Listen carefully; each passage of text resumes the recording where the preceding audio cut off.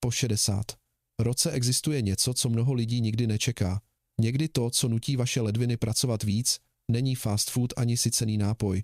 Možná je to právě ta zelenina, o které si stále myslíte, že je pro vaše zdraví dobrá. Ranní nápoj ze špenátu, talíř brambor k večeři, sklenka řepné šťávy, protože vám někdo řekl, že je dobrá na tlak, porce rajčatové omáčky, která vypadá neškodně, nebo ten listový zelený nápoj z internetu, který všichni nazývají zázračnou potravinou. To všechno zní zdravě. Ale pokud vám lékař někdy řekl, abyste dávali pozor na funkci ledvin, na draslík v krvi, na ledvinové kameny nebo na nálezy, které už nejsou tam, kde by měly být, stojí za to podívat se na tuto každodenní zeleninu ještě jednou, protože když jsou ledviny už oslabené, některá zelenina jim tiše přidává čím dál větší zátěž, den za dnem, a ledviny obvykle na začátku nespustí hlasitý poplach. Možná se budete cítit jen trochu unavenější, možná vám večer trochu otečou nohy, možná bude vaše tělo těžší než obvykle a řeknete si, asi je to součást stárnutí. Ale někdy to není jen stárnutí. Někdy jsou to vaše ledviny, které tiše žádají o pomoc. Proto vám dnes ukážu 5 druhů zeleniny, které mohou nepozorovaně zatěžovat ledviny, a 4 šetrnější druhy, které mohou pomoci je chránit a udělat vaše jídlo lehčím. Začněme od první, a to je zelenina, kterou by mnozí nikdy nepodezřívali. Špenát. Pro mnohé je téměř symbolem zdravé stravy. Vidíte ho v salátech, v zelených nápojích, v takzvaných čistých jídlech. Mnozí lidé starší 60 let si myslí, čím víc listové zeleniny jím, tím lépe. Na první pohled to zní rozumně, ale když jsou ledviny oslabené, není to tak jednoduché. Špenát obsahuje velké množství jedné přírodní látky, která se nachází v mnoha rostlinách. Když je v těle příliš mnoho této látky, může se vázat na vápník a vytvářet drobné krystaly. Představte si to takto. Pokud jsou vaše ledviny jako malý vodní filtr v kuchyni, pak příliš mnoho této látky je jako drobná zrnka písku, která se zaseknou uvnitř filtru. Trochu toho možná ani není problém, ale pokud každý den přidáváte čím dál víc, zejména prostřednictvím nápojů a šťáv, tento filtr se začíná trápit. Největší problém není sníst pár lístků špenátu v salátu čas od času. Větší problém je hodit velkou hrst špenátu do mixéru každé ráno a vypít to během pár minut, přesvědčeni, že děláte pro sebe tu nejlepší věc. Když kousete misku zeleniny, zdá se vám, že je to spousta jídla, ale když ji rozmixujete, vypijete ji několikrát víc, než si myslíte. Jak rády říkají naše babičky, i medu se může přejíst, když ho jíte příliš mnoho. Pokud vám lékař někdy zmínil ledvinový kámen nebo oslabenou funkci ledvin, buďte se špenátem opatrní. Ne proto, že by byl špatný, ale proto, že když jsou ledviny pod tlakem, i příliš mnoho dobré věci se stává zátěží. Pokud stále jíte špenát, nedělejte z něj obrovský nápoj úplně každé ráno. A tady je jednoduché pravidlo, kterého se mnohé naše babičky drží už léta. To, co byste snědli během celého dne, byste neměli nalít do jedné sklenice a vypít za minutu. Tělo má rádo míru a rytmus. Když jíte pomalu a žvíkáte, váš žaludek i vaše ledviny mají čas si zvyknout, místo aby najednou dostali mnohem víc, než čekali. Přejdeme k druhé, a to jsou brambory. Tato potravina je tak běžná, že ji mnozí nikdy nespojují s ledvinami. Bramborová kaše k večeři, pečené brambory k jídlu, hranolky na setkáních, batáty, o kterých mnozí věří, že jsou zdravější volbou. Ale pro lidi s problémy s ledvinami mají brambory a batáty jednu věc, která si zaslouží pozornost. Draslík. Draslík je důležitý minerál, tělo ho potřebuje a pomáhá svalům a srdci správně fungovat. Ale když jsou ledviny oslabené, tělo neodstraňuje draslík tak dobře jako dřív a když se ho v krvi nahromadí příliš mnoho, může to ovlivnit rytmus srdce. Proto lékaři mnoha lidem s onemocněním ledvin říkají, aby dávali pozor na potraviny bohaté na draslík. Brambory vypadají jednoduše a neškodně, ale pro oslabené ledviny to není jen zelenina na talíři, ale skutečná minerální zátěž položená přímo na tělesný filtr. Představte si své ledviny jako starého strážce brány, který pilně pracuje mnoho let. Když byl mladý, mohl toho hodně snést, ale jak stárne, nemůže už otvírat a zavírat bránu tak rychle. Pokud se najednou objeví příliš mnoho draslíku, tento starý strážce to všechno nestihne propustit.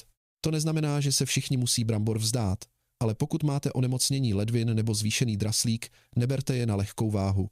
Mnozí odborníci na výživu radí brambory nakrájet na drobné kousky, namočit do vody a pak uvařit v čerstvé vodě. To může snížit část draslíku, ale nepromění brambory v něco, co se jí bez omezení.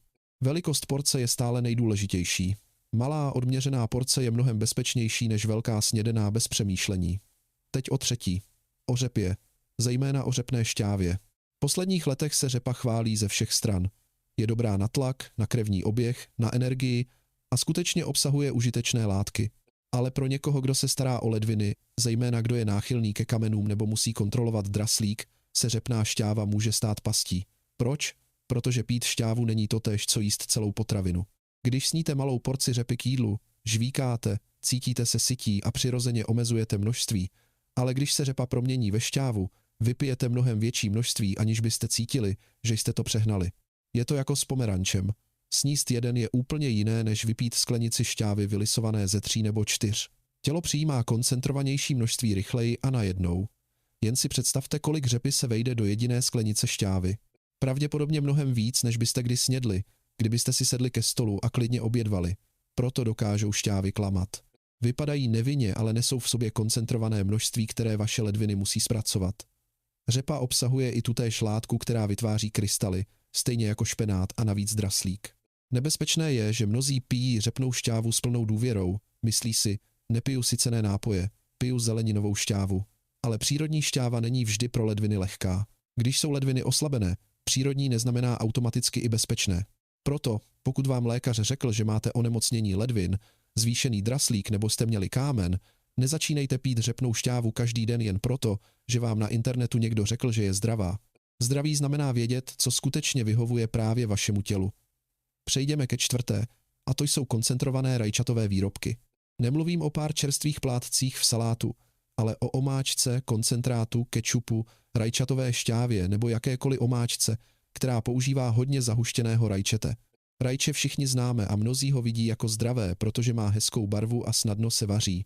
Ale když se rajče vaří a zahustí, množství draslíku v jedné porci rychle vzroste.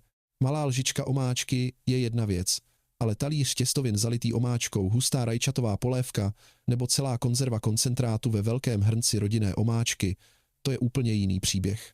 Čerstvé rajče je jako jeden malý dopis poslaný ledvinám, zatímco zahuštěná omáčka je jako celá hromada dopisů nacpaná do schránky najednou. Zdravé ledviny to zvládnou, ale oslabené pociťují tuto zátěž mnohem silněji. Mnozí seniori dělají tuto chybu, protože si myslí, uvařila jsem to doma, musí to být zdravé. Ale domácí neznamená vždy i šetrné k ledvinám. Dobrá zpráva je, že se nemusíte vzdát chuti. Používejte méně omáčky, ať je porce menší, a chuť budujte pomocí česneku, cibule, bazalky, oregana nebo pepře bez příliš mnoha soli. Tak jídlo stále krásně voní a působí povědomně, ale méně zatěžuje ledviny. Nemusíme jíst mdlé, aby každé jídlo působilo smutně, ale musíme jíst chytřeji. Teď k 5. a to je mangold. Nádherná zelenina, zelené listy a barevné stonky vypadají svěže a zdravě a na webech o výživě se chválí jako zelenina plná živin. Ale pro lidi s problémy s ledvinami mangold vyžaduje opatrnost, protože může obsahovat jak draslík, tak tu látku, která vytváří krystaly. Jinými slovy, vytváří 2 druhy zátěže současně. Jedna je draslík, spojený s funkcí srdce a rovnováhou minerálů, a druhá je látka spojená s rizikem kamenů. Představte si staršího člověka, který nese 2 těžké tašky, po jedné v každé ruce. Jedna je už unavující, ale nosit obě vyčerpává tělo mnohem rychleji. To je to, co dělá mangold tiše rizikovým pro některé lidi.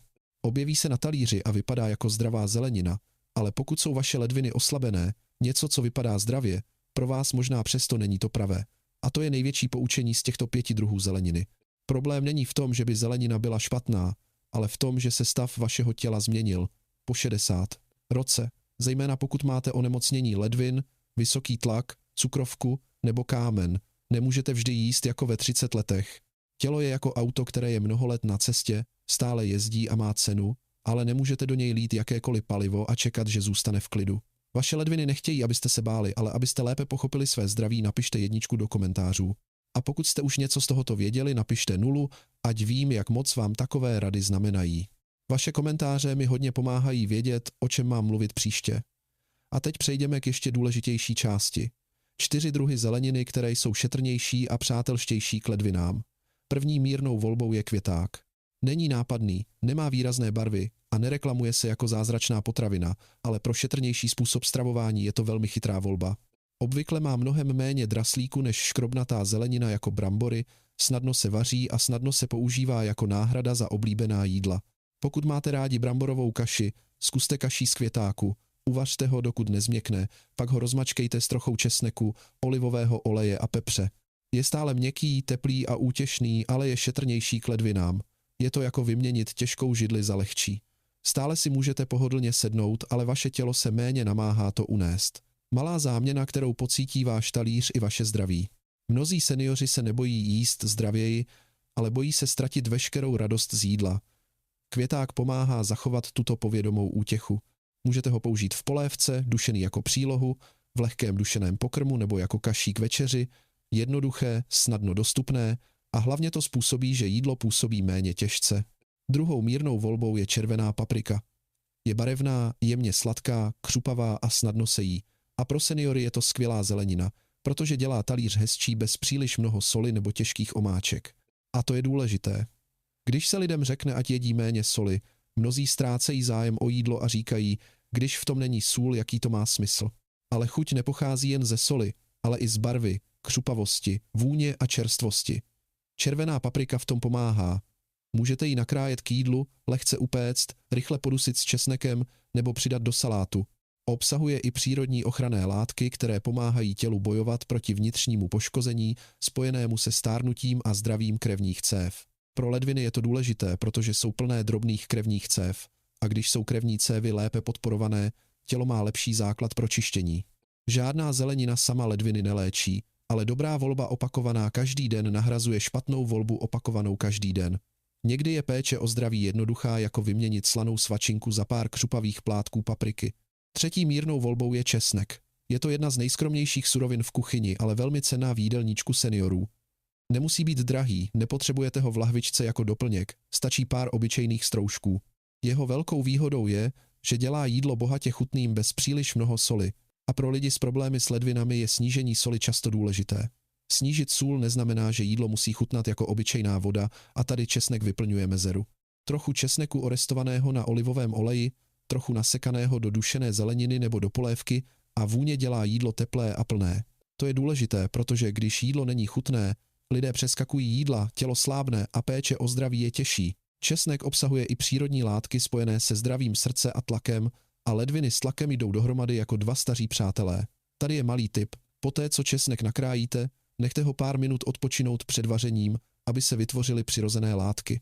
Ale pokud berete léky na ředění krve nebo se chystáte na operaci, poraďte se s lékařem, než ho začnete používat ve větším množství. Čtvrtou mírnou volbou je zelí. Velmi jednoduchá zelenina, kterou mnozí stále vídají v obchodě a tak o ní moc nepřemýšlejí.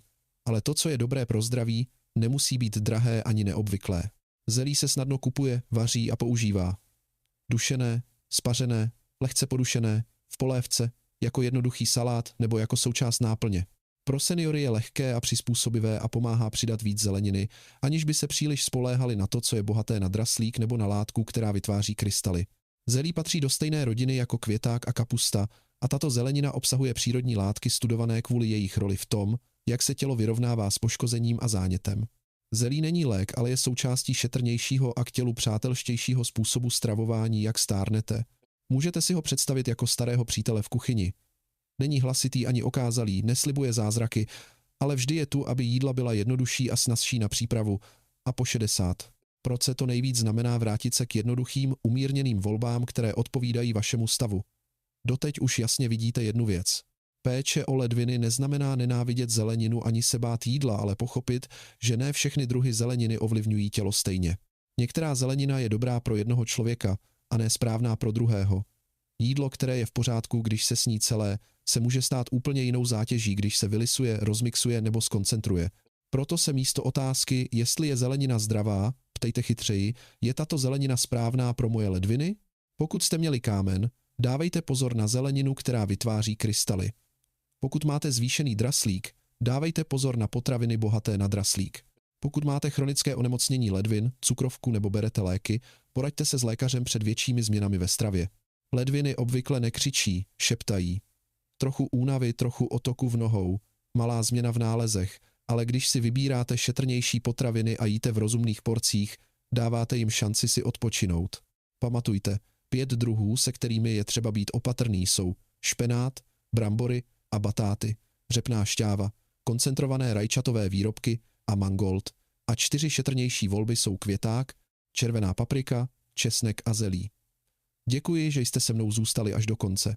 Dnešní video nemá za cíl vás vystrašit ze zeleniny, ale pomoct vám jíst ji moudřeji. Po 60. Roce tělo nereaguje stejně jako když jsme byli mladší a ledviny nejsou výjimkou. Některé potraviny, které kdysi fungovaly, obvykle vyžadují pozornější pohled, když jsou ledviny slabší. Ne, abyste žili ve strachu, ale s větším vědomím.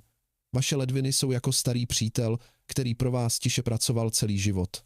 Nepotřebují, abyste je nutili pracovat ještě víc, ale abyste z nich sundali část zátěže. Každé lehčí jídlo je jako poděkování vašim ledvinám a pokaždé, když si vyberete menší porci nebo šetrnější potravinu, vlastně vzkazujete svému tělu, že vám na něm stále záleží. Tato malá rozhodnutí se sčítají, stejně jako se kapka po kapce naplní sklenice a po nějaké době přinesou skutečný rozdíl. Nemusíte změnit celý život přes noc, jen začněte od dalšího jídla, jednou lehčí porcí a jedním laskavějším rozhodnutím. Toto video nenahrazuje radu vašeho lékaře, takže se u všech nejasností ohledně svého zdraví vždy nejprve poraďte s odborníkem, který zná váš stav. Pro více užitečných tipů o zdraví a přírodních řešeních se přihlaste k odběru kanálu Vitalní zdraví a aktivujte zvoneček pro upozornění. Sdílejte toto video s přáteli a rodinou, kterým by tyto informace mohly být užitečné. Společně budujeme zdravější komunitu.